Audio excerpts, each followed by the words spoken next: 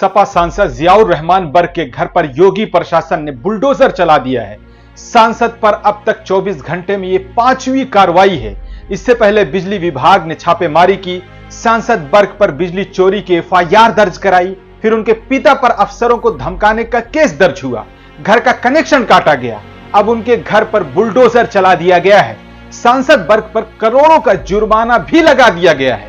सोचिए, supreme court ने bulldozer कार्रवाई पर रोक लगाई है, लेकिन योगी प्रशासन शायद कोर्ट के फैसले को भी नहीं मानता है।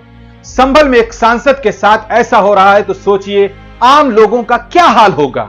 क्या आपको नहीं लगता कि संभल का योगी प्रशासन अपनी घोर प्रशासनिक असफलताओं को छिपाने के लिए यह सब कुछ कर रहा है? सवाल आज भी यही है कि 5 नौजवानों की मौत किसकी गोली से हुई? इसका जवाब योगी प्रशासन के पास अभी तक नहीं है।